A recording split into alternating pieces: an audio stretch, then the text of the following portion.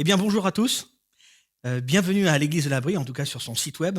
Parce qu'aujourd'hui, pour la première fois, nous n'allons pas être en live dans les locaux de l'Église, mais on va enregistrer parce que vous allez voir une petite vidéo, une très courte vidéo qui va vous montrer un petit peu ce qu'on a dû faire aujourd'hui pour pouvoir être là avec vous en ligne. Voilà la vidéo. Comme vous voyez, nous sommes prêts à faire pas mal de choses. Voilà. Eh bien, en tout cas, aujourd'hui, ce que j'aimerais faire avec vous, c'est pouvoir commencer une nouvelle série, une série de messages qui s'appelle Vivre App, des applications pour la vie. Et aujourd'hui, on va commencer une introduction pour ces 5 applications qui vont suivre dans les semaines suivantes, les mois prochains. Ce seront 5 applications qui sont pour des chrétiens, en fait, tirées de la Bible. Si je dis que ce sont des applications pour des chrétiens, en fait, je le dis pour des gens qui se déclarent croyants, qui se déclarent chrétiens. Ce sont des applications qui sont tirées de la Bible et qui en fait interpellent ces gens-là, des gens particuliers. En fait, on va voir que quand Dieu a parlé, quand on lit la Bible, sa parole, Dieu a parlé parfois dans l'Ancien Testament à un peuple qu'il avait choisi, le peuple juif. Et quand il s'adresse dans le Nouveau Testament, il s'adresse essentiellement au peuple du Nouveau Testament, de l'Église, les chrétiens. Et en fait, je vais m'adresser à vous particulièrement, donc ceux qui ne croyaient pas, vous vous appelez comme vous voulez. Aujourd'hui, vous avez la chance, et dans les séries, dans les messages qui vont suivre, vous avez la chance de pouvoir vous dire, je vais écouter ce que les chrétiens devraient mettre en application. Et moi, je vais écouter. Et d'ailleurs, si jamais ma femme ou mon mari ne croit pas comme moi, je vais devoir le voir agir, en fait. Et vous avez la chance de pouvoir avoir cette option de dire, moi, je veux peut-être essayer quand même. Et c'est ce que vous allez voir pendant ces quelques semaines et prochains messages. L'autre nouvelle aussi, pour ceux qui ne croient pas, si vous appliquez, ça peut vous apporter quelque chose dans la vie. Vous allez voir, je vais approfondir un petit peu toutes ces idées-là. Vous n'avez pas besoin d'être un lecteur initié de la Bible pour comprendre ce que je vais dire. Et la chose que j'aimerais vous transmettre aujourd'hui, l'idée fondamentale pour aujourd'hui, c'est ce qui fait toute la différence dans la vie, c'est d'appliquer les choses. Tout est dans l'application, comme dit le titre du message. On l'a vu à plusieurs reprises lors de la dernière série de messages que nous avons vus à l'Église de l'Abri, « Venez comme vous êtes ». La première chose et la chose la plus importante à faire est de croire, et on peut venir comme nous sommes, car Dieu est venu en Jésus-Christ comme il est, comme nous le sommes. Nous sommes nous-mêmes. Croire en Dieu est la première chose. Croire, c'est bien. Avoir l'intention de faire des choses, c'est très très bien. Être motivé par des gens pour faire des choses, c'est très bien. Mais c'est en faisant que nous faisons la différence, car tout est dans l'application. L'autre élément important pour ceux qui commencent à peine à croire en Jésus ou qui commencent à avoir la foi, c'est que si vous décidez de commencer à croire, vous savez, vous avez le droit de penser qu'il y a beaucoup de choses qui sont dans la Bible qui sont très ennuyantes en fait. Et que c'est compliqué. Vous savez, tu feras ceci, tu feras cela, il serait mieux que tu agisses comme ceci ou comme cela. Ces choses-là, parfois, nous contrarient, peuvent nous énerver à appliquer. C'est pas facile. Toutes ces choses ont été données à des personnes dans un certain contexte. Mais des personnes qui vivaient une relation avec Dieu. C'est pour ça qu'on ne peut pas le faire n'importe comment. Et il est difficile de se motiver aussi à faire quelque chose si on n'établit pas une relation avec quelqu'un.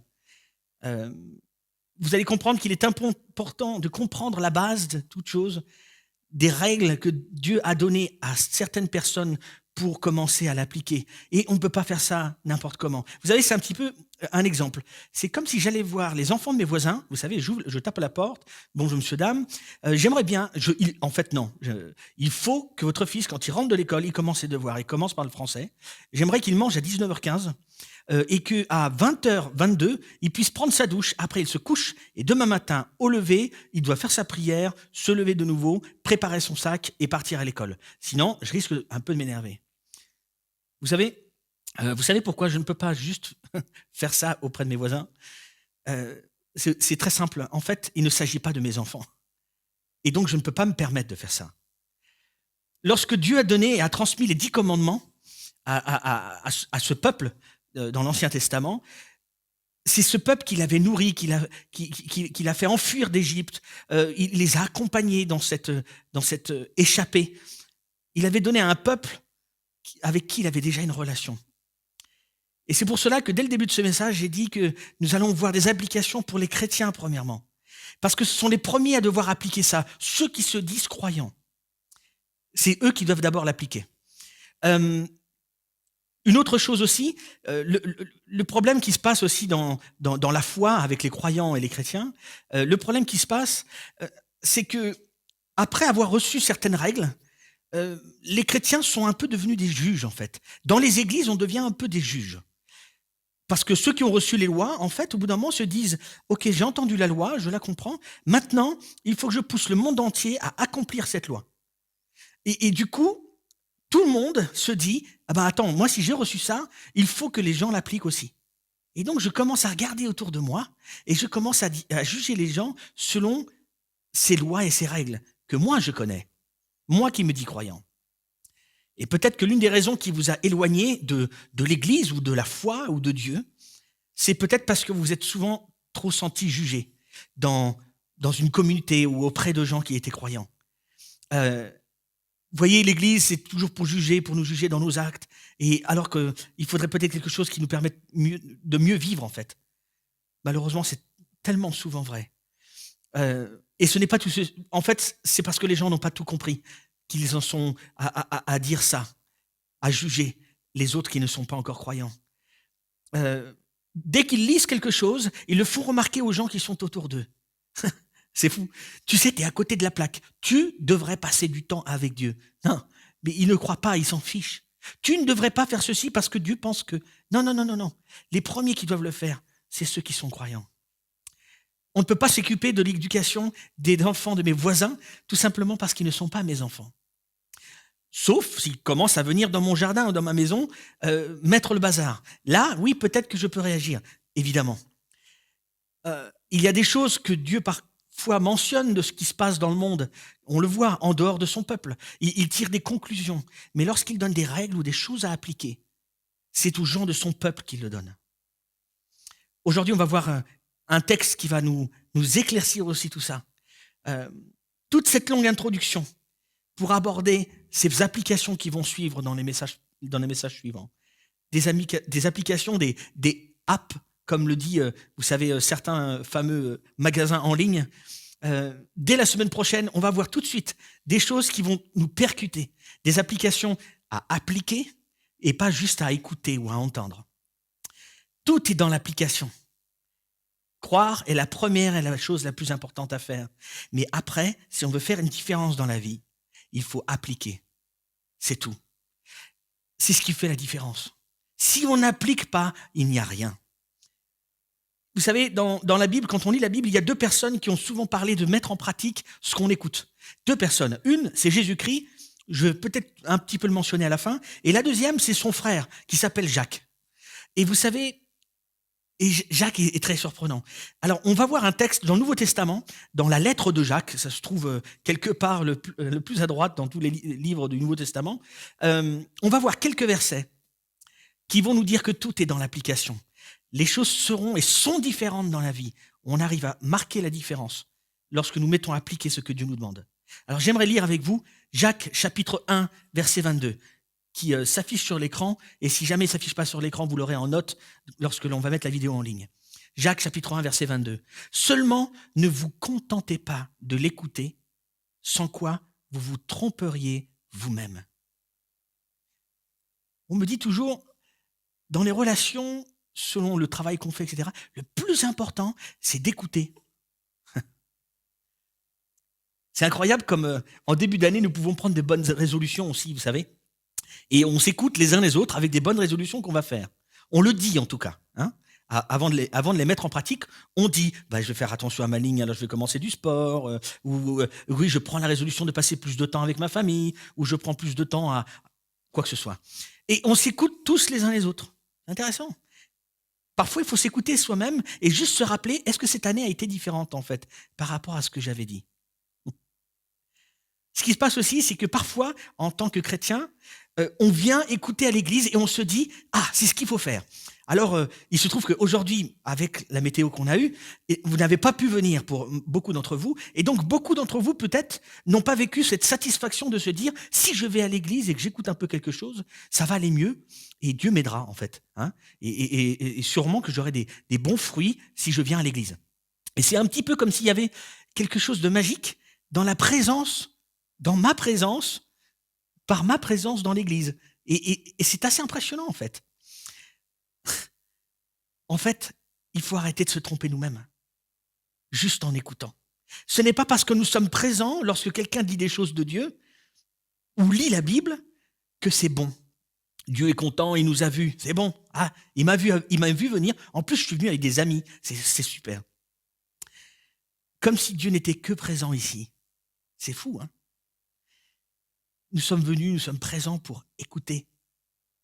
Et puis, autre chose se passe dans les églises aussi. Vous savez, lorsqu'on va dans une église et que parfois le pasteur a des messages un peu, des prédications pratiques, avec il faut mettre des choses en pratique dans sa vie. Vous savez, il y a une sensation chez beaucoup de croyants, et je pense que vous savez de quoi je parle, cette sensation de, parfois on touche, on met le point sur ce qu'il faut. Et vous savez, et on a cette sensation de culpabilité. Aïe, purée. Ah, il a juste touché où il fallait. Et vous savez, on se sent un petit peu comme un loser ou un petit peu coupable pendant, en tout cas, quelques instants, quelques minutes. Et on se dit, ah, Dieu m'a parlé. J'ai une expérience spirituelle par le fait que j'ai eu ce sentiment. Une expérience religieuse. Si vous venez d'un arrière-plan catholique, c'est hyper fort chez vous. J'ai des amis... c'est fort partout, mais j'ai des amis c'est comme si Dieu était incarné faisait partie de la culpabilité. La culpabilité, c'est presque Dieu. Synonyme de Dieu ou de la foi. Mes chers amis, ce qui compte le plus, c'est que si nous sommes venus pour écouter, regardez le message sur la chaîne YouTube, par exemple, ou sur le site web. Si vous êtes venus, vous avez cliqué pour écouter ça, ne nous trompons pas nous-mêmes. Il faut faire plus que ça. Ne donnons pas une valeur juste parce qu'on entend et que c'est bien.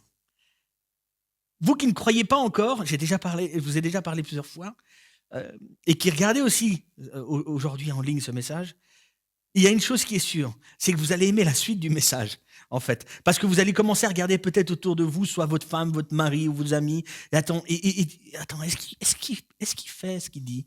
Est-ce qu'il y a quelque chose qui change? Parfois, vous êtes malade d'entendre des croyants vous parler de leur église ou de leur foi et vous vous dites, mais il n'est pas forcément différent, il ne travaille pas forcément mieux, il ne triche pas forcément moins.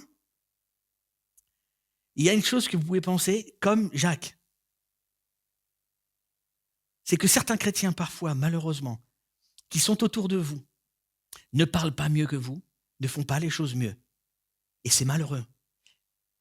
Ils ne sont pas forcément plus honnêtes. Relisez Jacques. Jacques a raison et vous avez raison si vous pensez ça. Ce n'est pas tout le monde.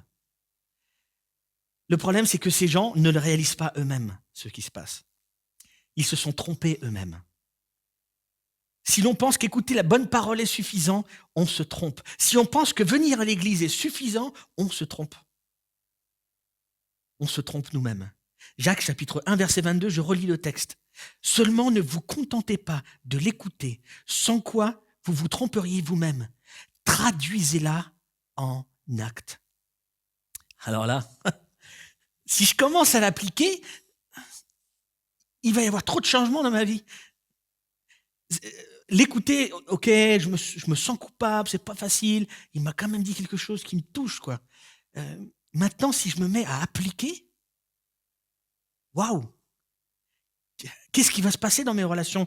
Moi qui trichais un peu, pas beaucoup, un petit peu, je dois plus tricher. Qu'est-ce qui se passe?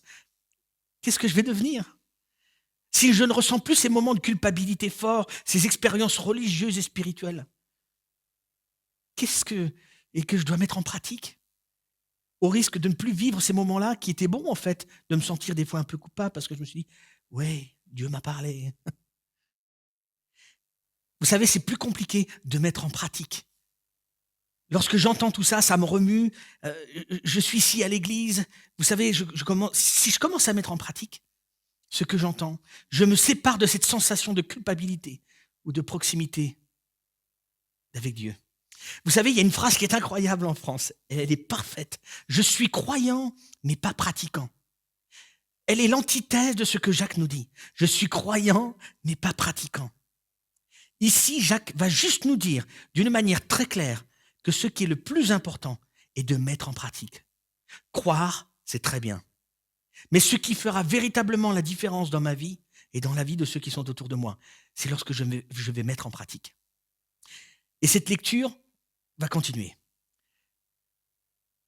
Seulement ne vous contentez pas de l'écouter. En effet, si quelqu'un se contente d'écouter, vous savez, ceux qui participent chez nous au bidudule ou à la célébration ou à un petit groupe dans des maisons où l'on parle un peu de la foi ou on lit la Bible ensemble, on écoute juste. En effet, si quelqu'un se contente d'écouter la parole sans y conformer ses actes, il ressemble à un homme qui, en s'observant dans un miroir, s'observe dans un miroir et découvre son vrai visage.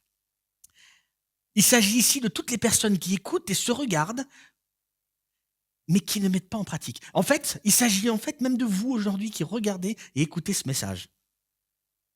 C'est dingue, hein. Bienvenue au fait en ligne pour écouter ce message où je suis très encourageant.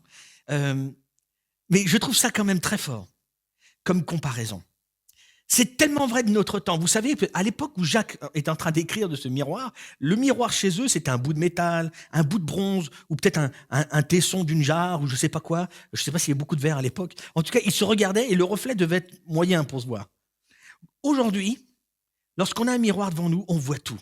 Et des miroirs, il y en a partout. Vous savez, je me lève et je vais faire ce que je vais faire dès le matin, au lever. Les hommes, c'est un peu différent des femmes. Je me lève et je me retrouve devant un miroir et je me vois. Waouh! Ah oh, quand même. Après, je prends mon petit-déj ou je prends une douche, ça dépend des gens. Et au bout d'un moment, je retombe devant un miroir parce qu'il y a un autre miroir dans mon salon au moment où je vais prendre mon petit-déj. Je prends mon petit-déj, je remonte et je vais m'habiller. Il y a un autre miroir. Je me vois partout. C'est incroyable. Et les miroirs sont tellement précis. Aujourd'hui, quand on se regarde dans un miroir, on se voit bien. Ce que Jacques dit ici, c'est que nous passons un temps incroyable devant des miroirs à certaines périodes de notre vie, ou même pour certaines occasions. On y regarde tous nos défauts, toutes les corrections à apporter, toutes les antirides et les crèmes à mettre. Et on passe plus de temps devant ce miroir-là que devant le miroir de notre cœur. Est-ce que vous avez vu le temps? Est-ce que vous avez déjà mesuré le temps et les produits que l'on utilise pour pouvoir corriger ce que nous voyons de nous-mêmes? Là, je suis plutôt pas trop mal en fait. Quel temps je me passe, c'est incroyable. Vous savez que on s'arrête de se regarder dans le miroir généralement quand on pense qu'on est nickel. On va passer le temps qu'il faut jusqu'à ce qu'on soit bien. Et une fois qu'on est bien, on va peut-être arrêter de se regarder dans un miroir. Eh bien, ce que Jacques nous dit ici, encore une fois, vous passez bien plus de temps à vous regarder votre visage et vos défauts, de votre faciès, plus que passer du temps devant le miroir de votre cœur pour changer vos actes. On est en train de donner plus d'importance à des choses qui ne nécessiteraient pas autant de temps qu'à des choses qui mériteraient de passer plus de temps. On se dit aussi devant le miroir de notre cœur, ah ouais, là, il faut que je travaille à ça aussi, là. Wow, c'est compliqué. Faut que je prenne d'autres résolutions. Ou j'ai pris des résolutions au 1er janvier et maintenant, ce serait peut-être pas mal que je les mette en pratique parce que j'en ai parlé à ma femme, en fait. J'en ai parlé à mes parents ou à mon frère ou à ma sœur. Regarde à quoi je ressemble. Je suis croyant, mais pas pratiquant. Vous savez, il y a combien cela est arrivé? Le paraître bien et dans le fond, pas vraiment de bons actes. Paraître beau, mais pas vraiment très beau en fait. Jacques est en train de nous dire dans cette phrase, je suis croyant mais pas pratiquant, c'est une phrase qui est en fait assez débile. Elle existe dans le vocabulaire, dans notre vocabulaire. Mais en fait, ce que Dieu voudrait plutôt, c'est il veut des croyants en lui, par Jésus-Christ, qui pratiquent. Sinon, ils se trompent eux-mêmes. Ils seraient des mauvais croyants, en fait. Tout est dans l'application. Croire est la première chose et la chose la plus importante. Et nous l'avons vu déjà à plusieurs reprises. Mais pratiquer fera la différence. C'est faire ce que nous avons à faire pour marquer la différence dans ma vie et dans la vie de ceux qui sont autour de moi.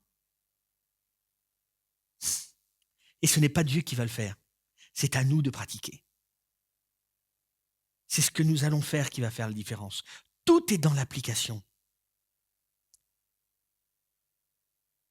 Vous savez, j'ai une illustration aussi, parce que la semaine prochaine, on va avoir des baptêmes qui vont commencer dans l'église. Des baptêmes. Alors pour nous, ce que n'est pas le baptême, c'est pas un acte qui sauve. Ce n'est pas non plus un acte que des enfants font, parce qu'ils ne sont pas dans la mesure de décider ce qu'ils doivent faire. Donc nous avons dans l'église des gens qui ont cru dans le message, dans ce que Dieu a fait par Jésus-Christ. Ils ont cru et ils ont décidé de montrer publiquement ce qu'ils ont vécu intérieurement. Ça, c'est le baptême. Ils montrent qu'ils ont vécu cette mort à eux-mêmes et cette résurrection dans la vie avec Jésus-Christ. Et c'est ce que montre le baptême. Vous savez, pour moi, le baptême, c'est vraiment, pour nous, c'est une pratique de quelque chose que l'on a cru, entendu. C'est mettre en application une chose que j'ai vécue en moi, dans mon intimité, entre Dieu et moi. Et je l'officialise, et j'en parle haut et fort. C'est un peu comme une alliance dans un mariage. L'alliance ne fait pas que je suis marié, l'alliance ne fait pas que je suis fidèle, l'alliance ne fait pas tout ça. Elle est juste une marque, un symbole, qui dit, il y a quelque chose que je vis avec ma femme, ma réalité à moi. Je l'aime, je veux lui être fidèle, et on doit y travailler. Le baptême, c'est un peu comme cette alliance. C'est un peu la même chose. C'est une marque de quelque chose qui s'est passé en moi. C'est une mise en pratique officielle de quelque chose que j'ai déjà commencé à mettre en pratique normalement. Je vais continuer dans le texte. Jacques chapitre 1, verset 25. Voici au contraire un homme qui scrute la loi parfaite qui donne la liberté. Qui scrute la loi parfaite. Ici, le fait qu'on voit un voici au contraire, c'est qu'on met en opposition ce qui était pratiqué avant, ou pas pratiqué justement avant. Aujourd'hui, on peut beaucoup mieux scruter. Et vous savez, pas mal de femmes et d'hommes aussi ont une capacité à se scruter dans un miroir d'une manière incroyable. Aujourd'hui, les miroirs sont tellement précis. En plus, quand on ajoute quelques lumières là où il faut devant un miroir, on est capable de voir chacun des pores de notre peau, en fait. Le moindre petit poil qui pousse dans une barbe, on est capable de l'enlever et de le voir. On est capable de se scruter les visages d'une manière incroyable. Scruter la loi parfaite qui donne la liberté. Mais attendez une chose là. Scruter la loi parfaite de Dieu. Mais en fait, c'est un peu écouter. Dans le fond, c'est regarder un peu plus, aller un peu plus loin encore que l'écouter, et l'écouter avec attention. Elle donne la liberté. Non mais attendez, en fait, si je lis des lois ou des règles, des commandements, je ne pense pas à liberté, je pense plutôt à enfermement. Je pense à étroitesse, je pense à pas de plaisir, je pense à restrictif. Lorsque je pense à cette loi parfaite à la Bible, je pense plutôt à ouverture en fait. Mais non, je ne pense pas à ouverture. Je pense à tristesse, je pense à pauvreté. C'est ça, non? Le message de Dieu.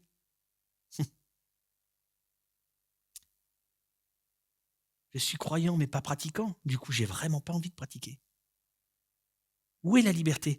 Vous savez, j'ai fait beaucoup de camps dans mon passé où j'étais directeur de camp. Et le premier soir, j'appelais ça le soir affreux, en fait. Parce que le premier soir, c'était le moment où j'expliquais à tous les campeurs ce qui allait se passer. Je leur disais très simplement, nous allons nous éclater pendant 1 semaine, 15 jours, 3 semaines. On va s'éclater ensemble, on va faire des trucs plus ou moins déjantés. Faites-moi confiance, je suis capable. Mais je leur disais une autre chose. Maintenant, je vais vous donner quelques règles, quelques limites. Et je vous promets que là-dedans, si vous les dépassez, vous n'allez plus vous amuser.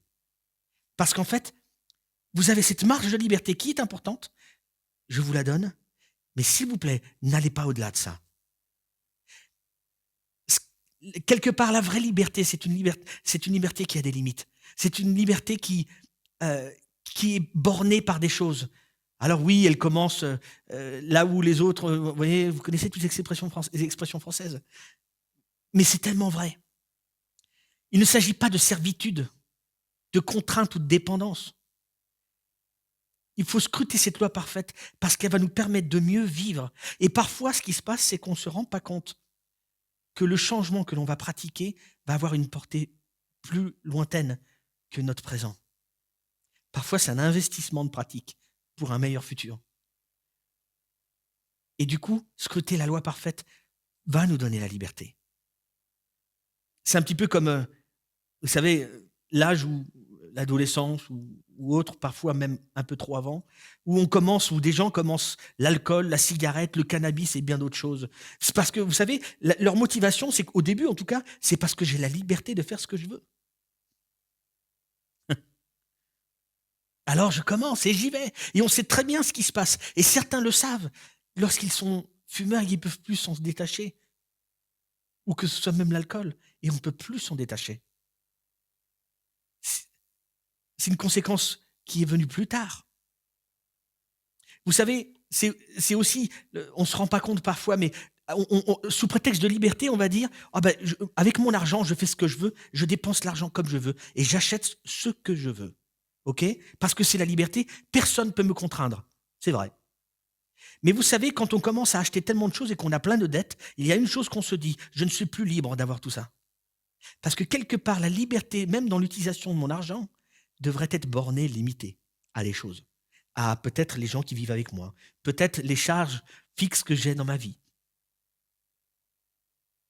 Je pense que vous avez compris ce que je veux dire. En fait, cette parole de Dieu, cette Bible, cette loi parfaite, beaucoup de choses qu'elle nous enseigne et qu'elle nous propose sont pour mieux vivre. Vivre libre dans notre tête. Il y a aussi l'exemple du pardon. Vous savez, mais c'est pas la liberté, parce qu'il me fait du mal et je dois le pardonner. C'est pas juste. Il est où Dieu? Non, c'est pas juste. Il faut pardonner la personne. Quand je scrute ça et que je vois cette idée-là, parce que je vais en parler le prochain message, quand je vois ça, je me dis, mais non, c'est affreux, ça m'oppresse. Il doit revenir vers moi, il doit me donner pardon plusieurs fois, faire une déclaration publique. C'est ça que je veux voir pour lui accorder le pardon. Donc, du coup, ça m'enferme. Oui, il est vrai que si je ne pardonne pas quelqu'un, je ne serai plus libre, vous savez. Parce que quand je ne vais pas pardonner quelqu'un, je vais m'enfermer dans ma colère. Je vais m'enfermer dans ma vengeance. Je vais m'enfermer dans ma rancune. Alors que quand je me dis que je peux peut-être le pardonner, et Dieu m'aide pour ça, c'est une liberté. Lorsque le pardon est accordé, la liberté se vit à nouveau. Vous savez, c'est dans l'application des choses et pas juste dans la connaissance que tout se joue. On ne le sait peut-être pas au départ, mais c'est plus tard dans notre parcours qu'on s'en rend compte. Verset 25. Voici au contraire un homme qui scrute la loi parfaite, qui donne la liberté. La suite, il lui demeure fidèlement attaché. Et au lieu de l'oublier, après l'avoir entendu, il y conforme ses actes. Tout est dans l'application. Il y a un passage dans le Nouveau Testament où Jésus va plus loin encore. La suite, il y conforme ses actes. La suite, c'est « cet homme sera heureux dans tout ce qu'il fait ». Cet homme sera heureux dans tout ce qu'il fait. Vous savez, en conclusion, j'aimerais voir un petit passage où Jésus est en train de parler. C'est un petit passage très simple, certains le connaissent très bien. C'est un chapitre, Matthieu chapitre 7. Jésus, en fait, est en train d'expliquer dans ce discours incroyable, le sermon sur la montagne, 3 chapitres hallucinants, en fait, où la majorité des croyants, des chrétiens, et même ceux qui ne le sont pas, se disent « mais je ne pourrai jamais appliquer tout ce qui est écrit ici ». Des textes pareils, c'est pas possible. Rien que la pensée de convoiter la femme de mon voisin, je commets déjà l'adultère. Comment tu veux mettre ça en pratique? Et il y a plein d'autres exemples dans ces chapitres de l'évangile de Matthieu où Jésus parle. Et en conclusion, de tout ce long discours, il va dire une seule chose. C'est pourquoi celui qui écoute ce que je dis et qui l'applique ressemble à un homme sensé qui a bâti sa maison sur le roc. C'est pourquoi celui qui écoute ce que je dis et qui l'applique ressemble à un homme sensé qui a bâti sa maison sur le roc. Vous savez, c'est tellement plus compliqué de bâtir sur la pierre, de bâtir sur le roc, que de bâtir sur du sable. C'est tellement plus compliqué, c'est tellement plus dur. J'ai des très chers amis qui viennent souvent à l'église, qui ont fait des travaux chez eux il y a quelque temps, ils vont se reconnaître. Et quand ils ont fait des travaux dans leur maison, ils ont trouvé des énormes pierres, énormes. Il fallait sortir avec une grue pour pouvoir bâtir. Parce que je vous promets que bâtir là-dessus, c'est très compliqué. Ce sont des pierres très dures. C'est dur de bâtir sur le roc. C'est très dur. Et c'est pour ça qu'après, il va dire, il a plu averse, les fleuves ont débordé, les vents ont soufflé sur la maison avec violence. Ils se sont déchaînés contre cette maison. Elle ne s'est pas effondrée, car ses fondations reposaient sur le roc. Celui qui écoute ce que je dis et qui l'applique, dit Jésus, a comme bâti sur le roc. C'est plus dur, mais tout est dans l'application. Quoi que ce soit que nous écoutons, que nous lisons, il est plus difficile de pratiquer, mais c'est ce qui fera la différence. Lorsque je mets en pratique, ma vie va changer. La vie des autres autour de moi peut changer. C'est ça qui fait la différence. Tout est dans l'application. Les 5 prochaines semaines, les 5 prochains messages, ce sera l'occasion de regarder ensemble dans le miroir de notre cœur. 5 applications. Alors, vous les croyants, vous êtes prioritaires pour mettre ça en application. Vous qui ne croyez pas, vous avez le choix de le faire. Vous avez cette chance de pouvoir dire « je vais le faire ou je ne vais pas le faire ». Vous avez cette chance aussi de pouvoir juger, est-ce que les chrétiens vont le faire? Est-ce qu'ils vont le vivre? Ils l'entendent, ils le lisent, ok, maintenant je veux le voir. Est-ce qu'ils vont faire une différence? Parce que c'est beau de corriger son visage devant un miroir le matin, mais devant le miroir de notre cœur, c'est beaucoup plus compliqué. Par contre, quand on le fait, qu'on met en pratique, on bâtit comme sur le roc. C'est plus dur, mais c'est beaucoup plus solide. Alors que l'on puisse, ce que je vous propose à tous, c'est que l'on puisse chacun se rappeler dans les prochaines semaines, à chaque fois qu'on passe devant un miroir pour regarder notre visage, qu'on puisse réfléchir et penser à se regarder aussi devant le miroir de notre cœur.